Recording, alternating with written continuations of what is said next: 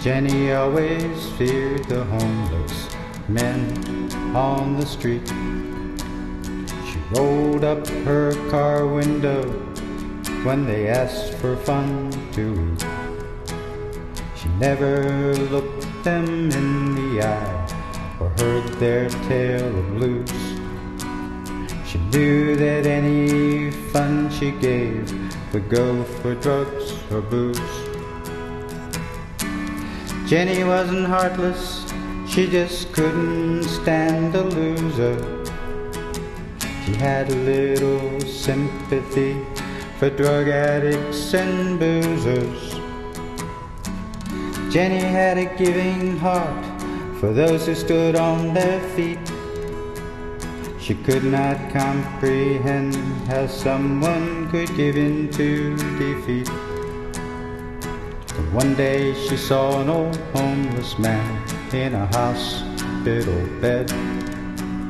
Although the man was still alive, he looked to be half dead.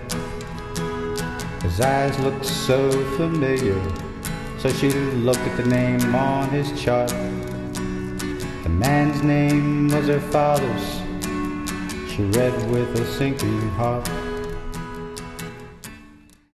On the streets in the ghetto down here on 14th Street and in what they call the bottoms, I'm called the waterman. I guess that's because I pass out water to people who are down here on a daily basis. I've been doing this for the last almost 3 years now. Every time I give a bottle of water, I give everybody a hug. You don't get a mug unless I get a hug. That's part of the deal. And they need that. They need someone to touch them and to look them in the eyes and say you care. How can we be America's finest city when in the shadow of that ballpark I have people dying out here on this dirt because they don't have any water and because they don't have proper nourishment? And that we have no mental homes for people. I have a woman that's right nearby us who is totally dysfunctional. And she is a victim of the street and will die out here some way. And someday they'll find her under a bridge. And it happens day after day after day. The old man in the hospital died quietly as he slept. But Jenny was at his bedside and held his hand as she wept. He was buried in a veteran's cemetery. Only Jenny and her mom were there.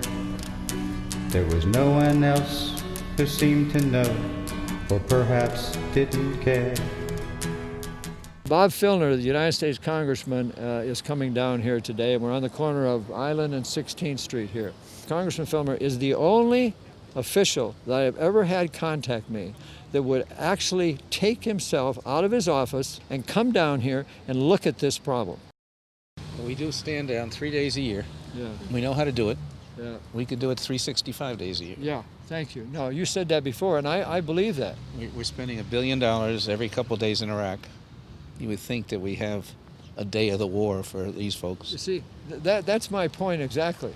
I felt very helpless. I felt like there was nothing I could do as an individual. So some friends and I got together and we met for dinner and talked about homelessness, and we decided to start this organization called Girls Think Tank. And so we've been doing it for about a year. For a while there we handed out winter survival backpacks with all things warm and just really tried to convey a message of love and sort of to show that we cared. We've been now working on some issues around public bathrooms and water fountains because there are none in the city except for one down by the convention center, and so we're trying to work on that. Jenny had a giving heart for those who stood on their feet. She could not comprehend how someone could give in to defeat.